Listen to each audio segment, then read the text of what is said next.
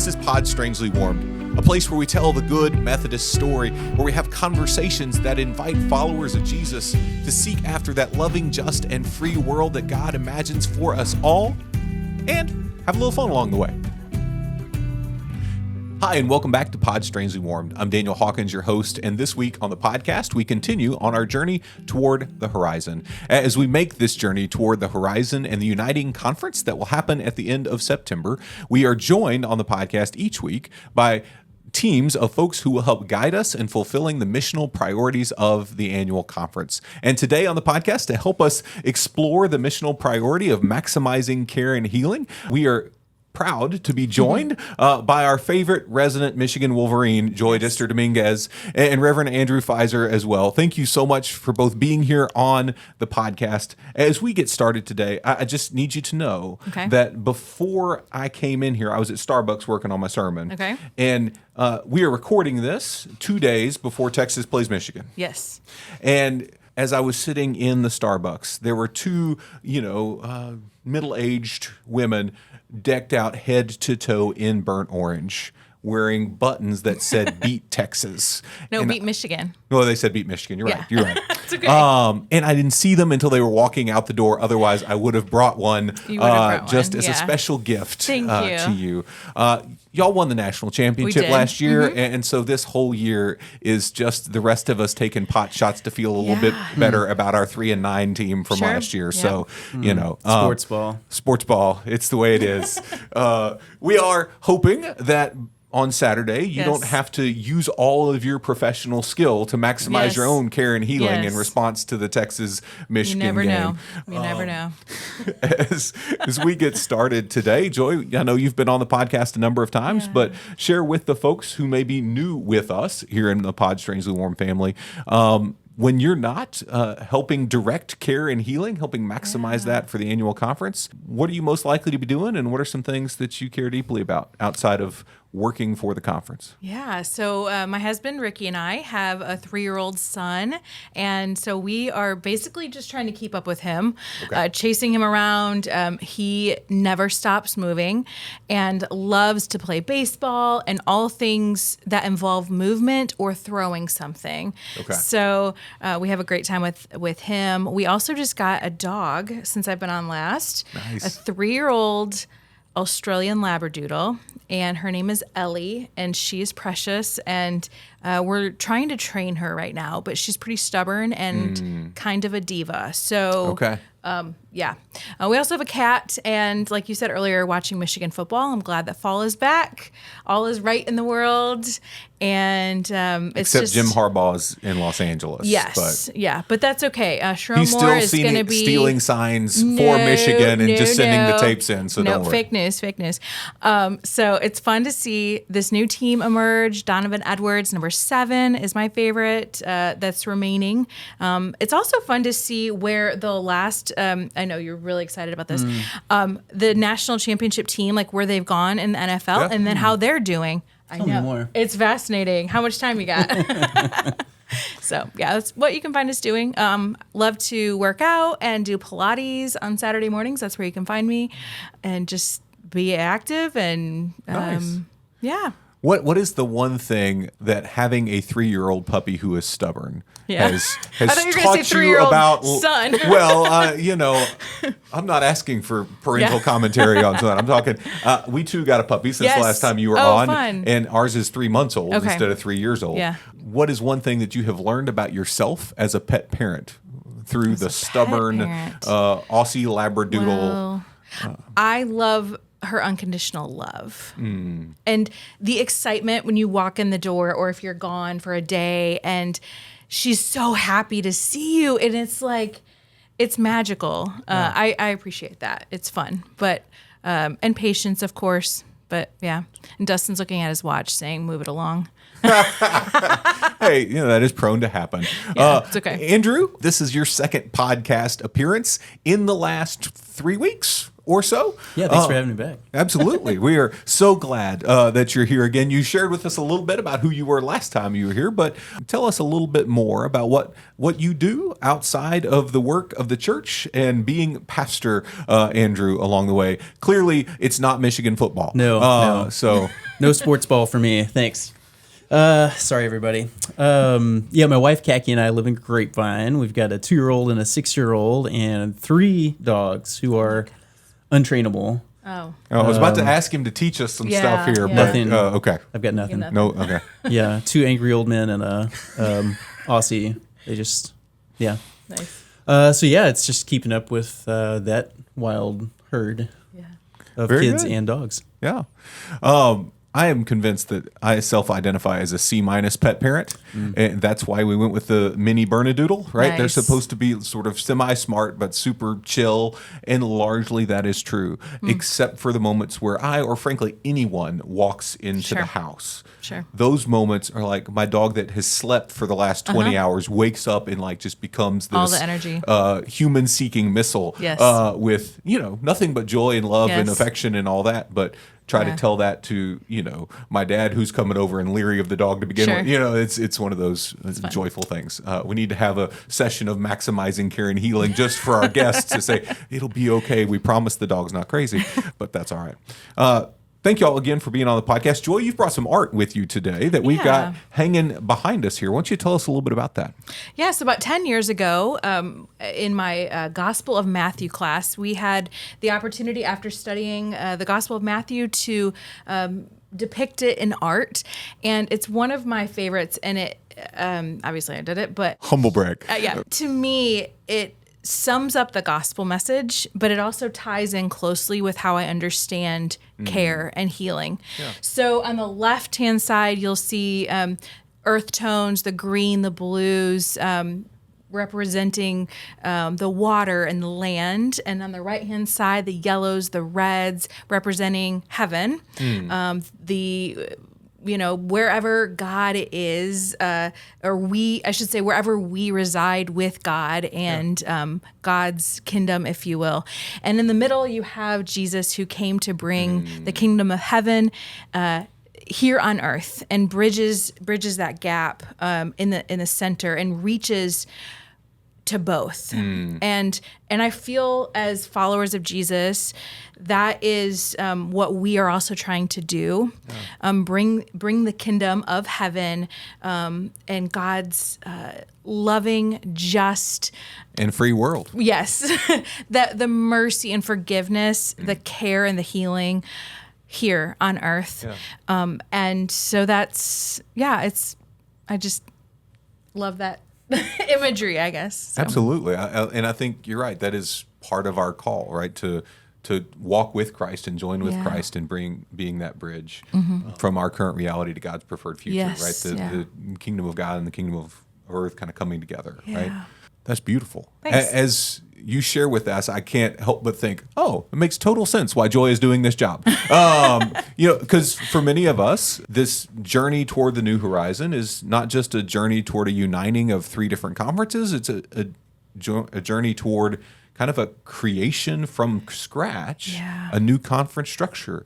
And this new conference structure has been mapped around the 5 missional priorities that Bishop Sines and the conference leadership identified last year, right? And one of those being maximizing care and healing. In my time in the Central Texas Conference, we haven't had a conference-wide initiative on care and healing. I don't know, Andrew, in your time in the North Texas Conference, has this been an initiative at any point during your reflection in time and ministry up there? With the North Texas Conference, we've had the Center for Missional Outreach for a number of years before I was on staff there, and so we've had a number of things oriented to like care and justice in like community development and compassion work, but not really the language of care and healing that feels much more holistic and covers a lot more and breaks down some of the silos and barriers I think that we've had. As we move into this new season, right, where we're kind of creating from scratch. For both of you in the jobs that you now sit, you taking these roles began with a phone call from the bishop, right? And in many ways, as Methodist clergy, we commit to serve where we're sent. That's part of being an itinerant Methodist pastor. But what is it about your kind of his previous work and experience that makes you say, not only yes because the bishop asked me, but yes because I'm passionate about this, and I think this is a great way where I can join Jesus in helping bridge those gaps between the world as it is and the kingdom of God kind of here at hand at the same time. Joy, what made you say yes? First of all, I was dumbfounded. I didn't realize. Yes, I knew the missional priorities, and I was so excited, and I love the fact that this is going to be. It is a focus, right? And yet, that's been the focus of my work for the last 11, 12 years, and I could have never dreamed that I would have this opportunity. So I'm honored and humbled, and it aligns. I mean, honestly, I felt a little bit like Moses, like, what, me? No, like I have a thick tongue and I'm a stutterer. Like I can't do this work. How am I going to lead in this way? And the more I thought about it and prayed about it, and I felt like God has been preparing me throughout the various seasons and the different appointments that I've served and opportunities that I've had nationwide to work with the Caring Congregation, to do the podcast that I've done with them, to teach and preach about care and healing. And like Andrew said, this is a new holistic view on care, which I love and appreciate, and I think that's the view that we should be taking on care and healing. Yeah. And the interesting part is that the 5 missional priorities, they all intersect with one another. Yeah. So it's an honor to work also with the other team members and other areas that I feel we're going to work so well together. Yeah. You can't have care and healing without thinking about how we're multiplying Jesus followers, right? Discipleship is care. How we care well, how we follow in the ways of Jesus is making disciples. Our own discipleship is deepened, but we're also planting those seeds for others to follow Jesus. How we care about children and youth is incredibly important. How we pursue and embrace diversity, it has to be from that lens of the other, and how we're able to make and really go into the margins with others.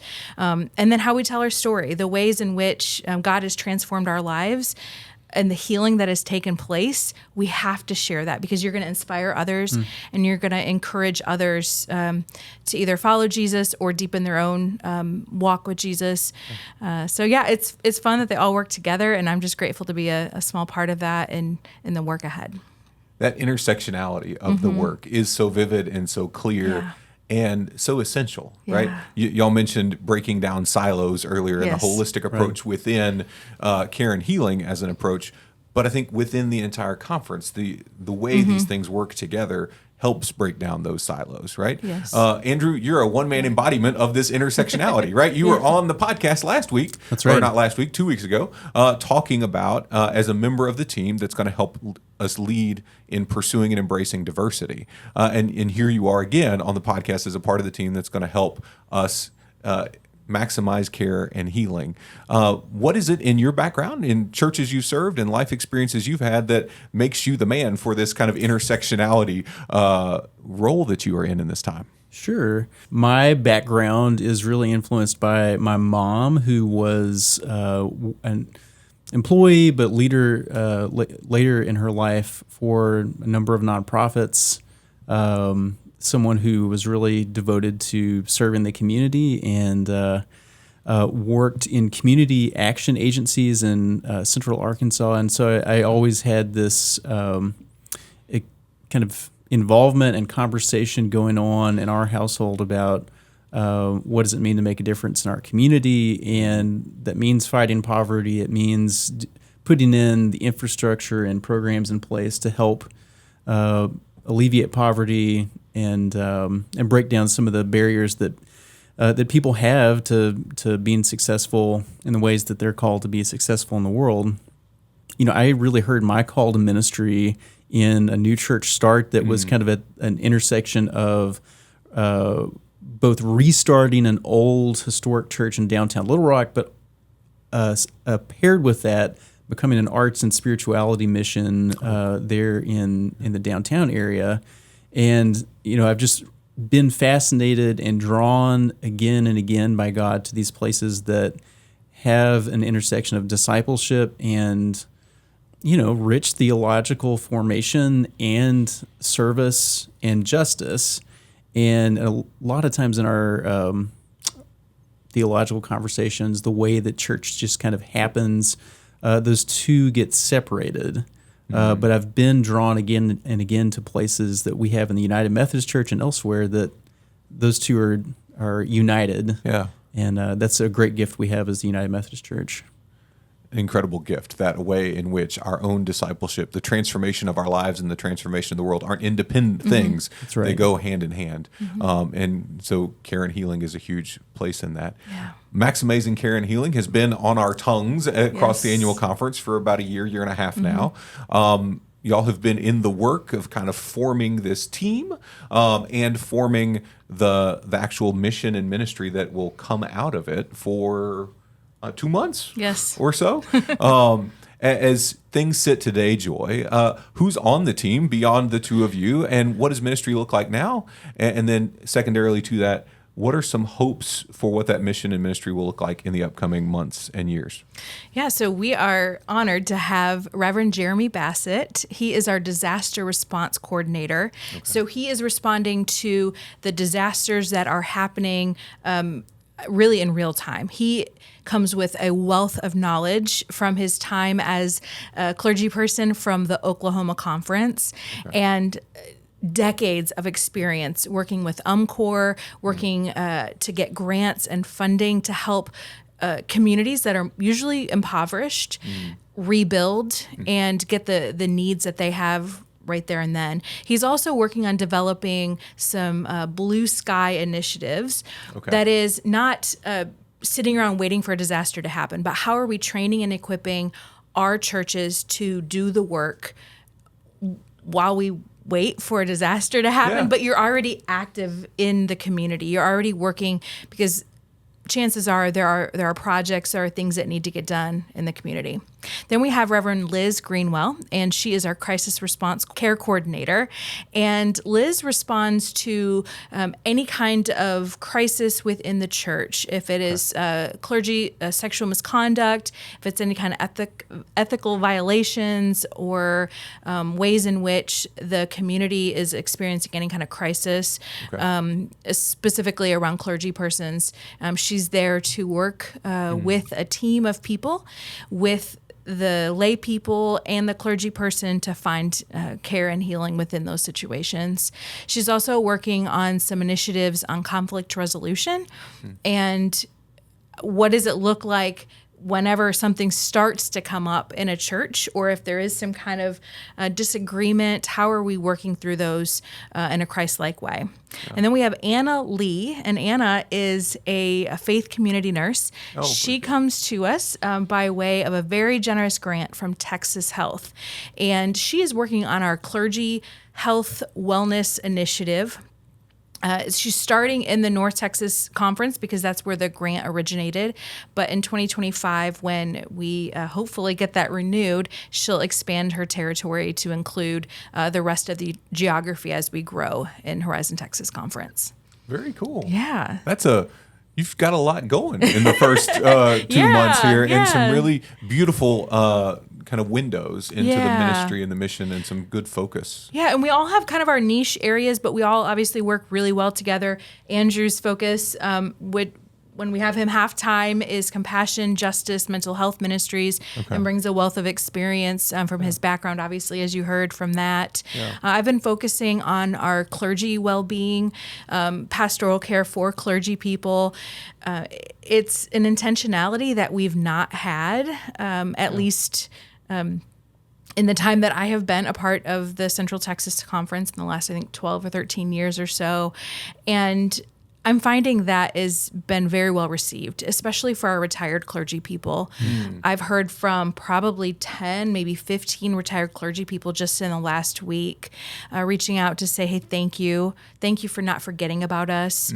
And, my dad is a retired clergy person. And so I often think of it as like, I don't want his conference to forget about him. Up in Michigan. And so I can imagine our retired clergy people want to know that they're still connected. And I think we have this false notion of like once you're retired and off into the sunset, it's like there's, perhaps no more value or wisdom. And that's completely false.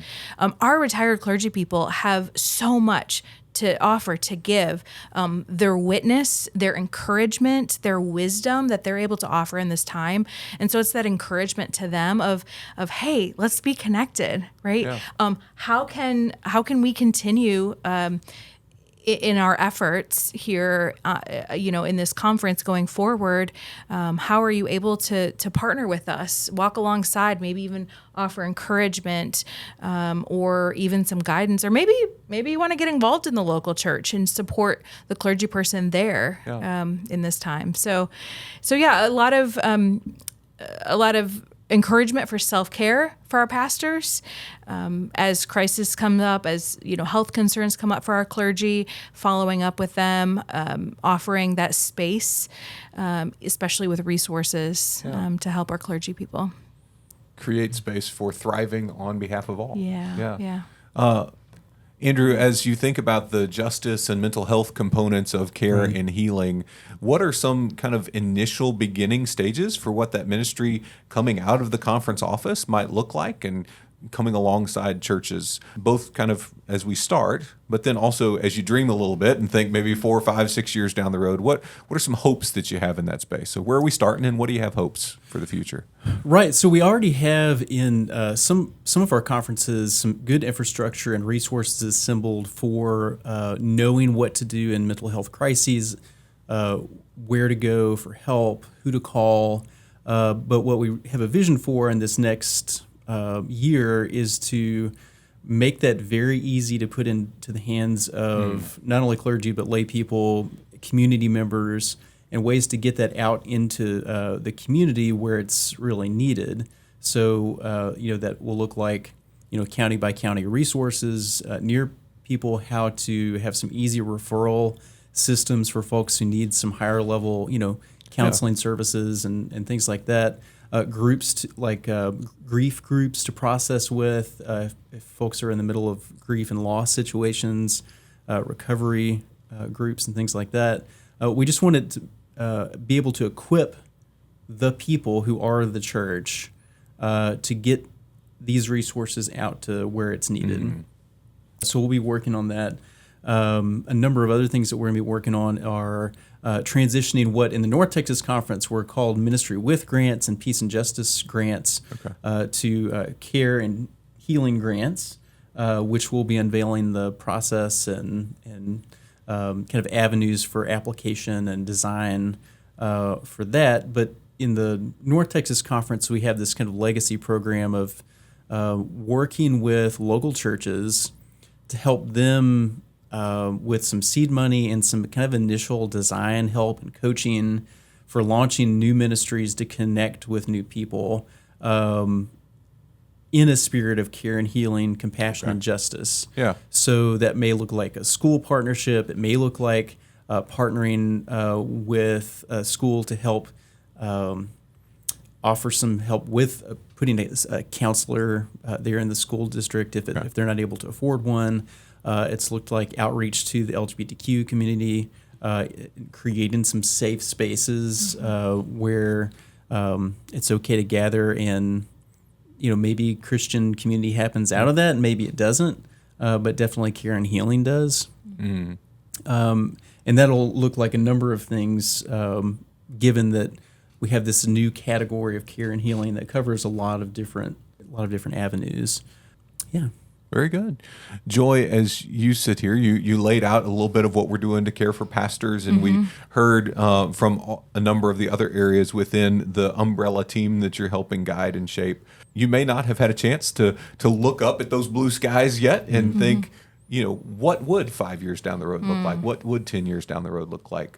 But if you have, what kind of a glimpse would you want to give us of what kind of the impact of a care and healing ministry conference-wide might be 5 years from now or 10 years from now? So one of the things I love about our bishop is that he is a visionary, and he's already encouraging us to look ahead. And what does that look like? And I work best when you are painting that picture 5 and 10 years out and then working backwards. And so I heard the saying once that it takes about 7 years to shift a culture. And so when you think of about 5 years into that, you know that there's going to be some significant progress made in 10 years. I'm hoping that it's a new culture. Yeah. I hope that it is obviously starting with our clergy people to know what care feels like, to be cared well for by the conference and with the conference, to have that assurance that it's okay and actually commanded that we should take care of ourselves, that you should be having a Sabbath, that you should be taking days off. How can the congregation support the clergy person, care well for the clergy and their family, for their mental well-being by allowing them to have space for Sabbath, renewal leave, etc. But having also a space where the clergy people can be in community with other clergy people to care well for one another. Yeah. So if you think of it kind of starting there, and then what does it look like within the church walls to care well for one another? And out of that spirit of care, you're also then caring well for the community. Right. And so I think that it's got to start and then grow and go outward. And in turn, when you care well for one another, then you're open to, you are able to look around and see, oh yeah, it's not just about caring and creating a care club for yourself within your own church, right? It's about down the street, who do I see? Yeah. How do I care well for my neighbors? How do I care well for the earth? How do I care well for those in my state and my country, around the world?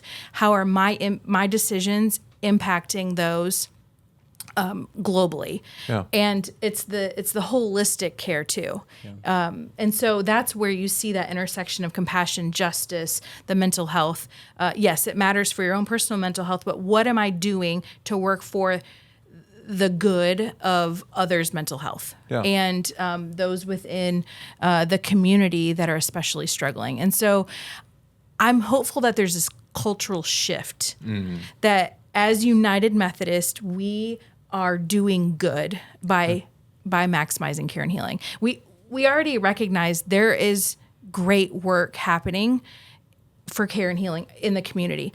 And we also can't forget, right? God is already at work doing good. Certainly, yeah. We have a God who cares. We have a God who is already healing. How do we come alongside and propel that work, to maximize that work, to be intentional in that work, to advocate for the work?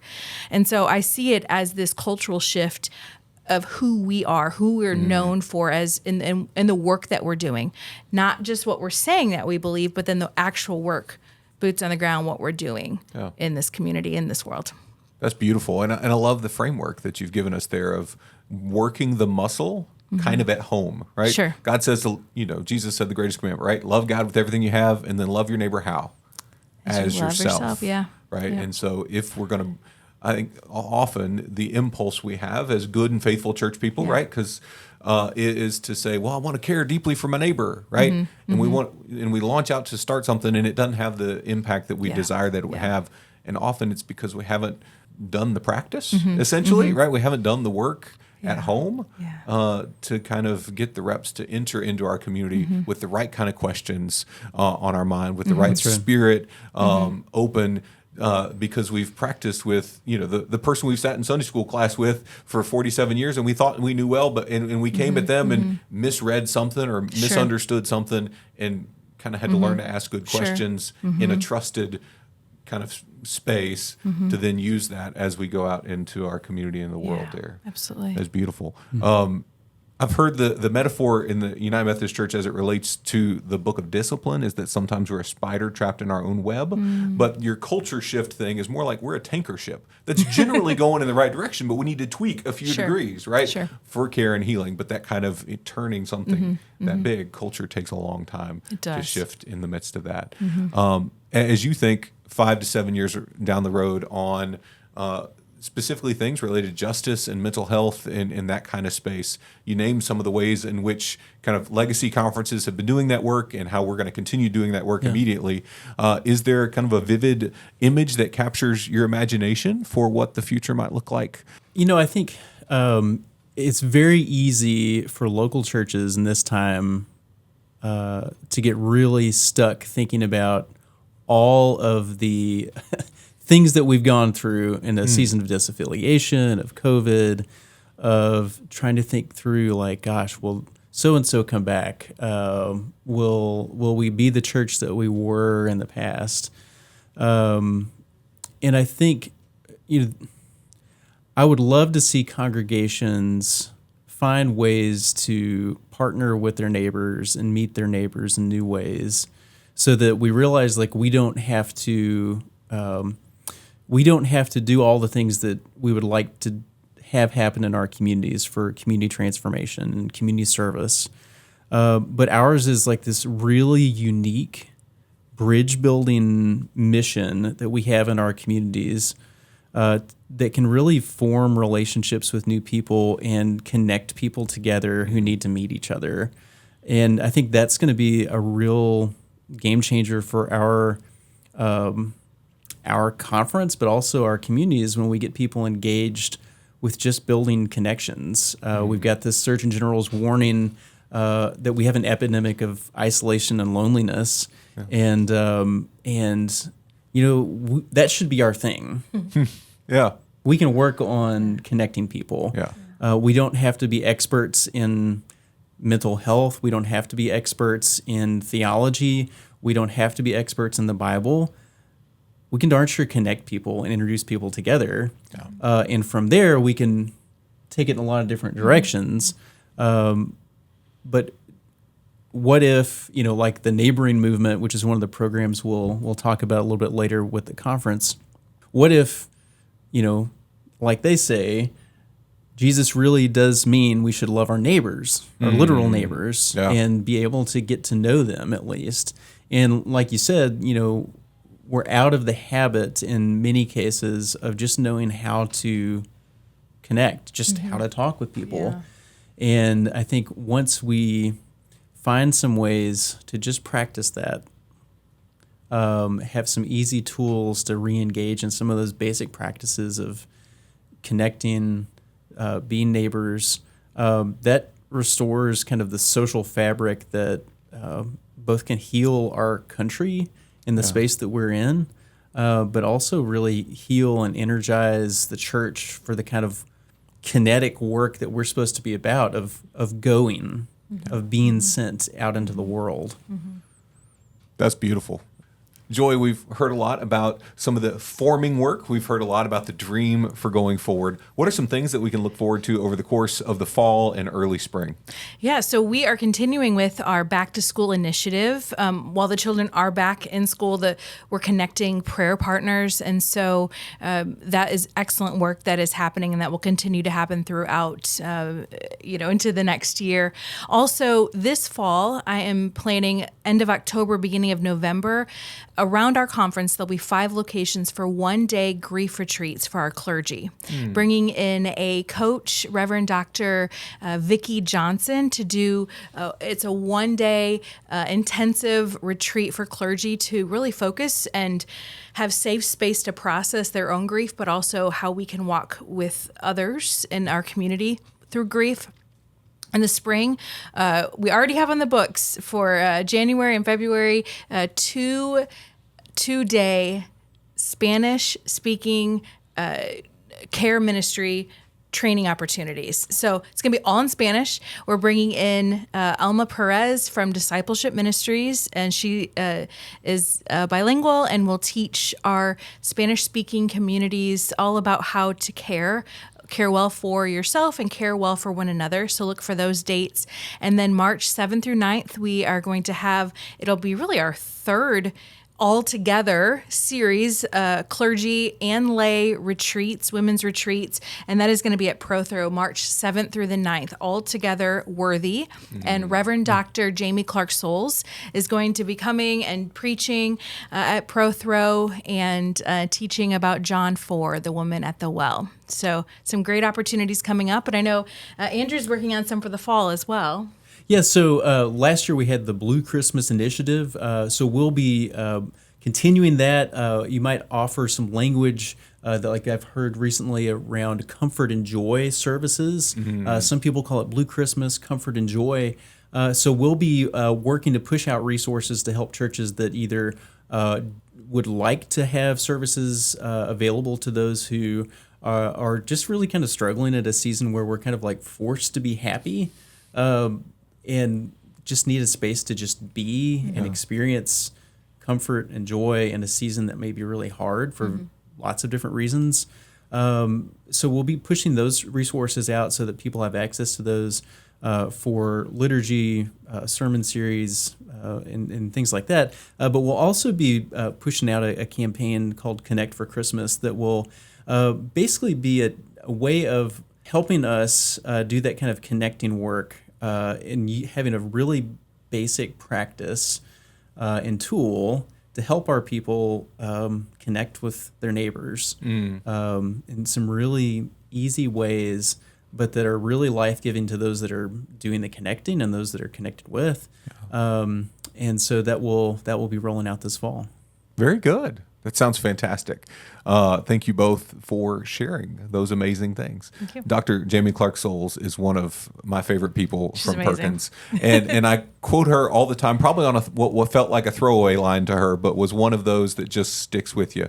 And it fits when it relates to care and healing. Yeah. That in order to beat somebody over the head with the Bible, you must shut it first. And it's like 100%. Because care and healing ends up being one of those places where, sometimes church harm comes and we need to help bring people out of those places. So anyway, look forward to what that's going to look like. It's going to be good. Andrew, thank you so much. Joy, thank you so much. As we get ready to wrap up today, you are our Director of Care and Healing. Do you have any kind of final words that you want people to hear if they heard nothing else today related to maximizing care and healing across the newly forming Horizon Texas Conference? What would you want people to take home? I would want people to take home the fact that you can maximize care and healing right where you are. Reach out to somebody, listen to somebody, take the opportunity to truly see someone, and spend that time, even if it's just for a moment, whether it's walking down the sidewalk or at the grocery line, just to truly see the divine within your sibling and offer just a small glimpse of the kingdom of heaven here on earth that Jesus would through care and healing. Amen. We get to be purple. Yes. In your painting. Amen. Not TCU purple, Right. though. Not TCU purple. No, very 100% clear. Not TCU purple. Yeah. Joy, thank you so much for your you. time today. Andrew, thank you for being back on for the second time in a couple of weeks here. And thank you for joining us today on Pod Strangely Warmed. Until next time, I'm Daniel Hawkins.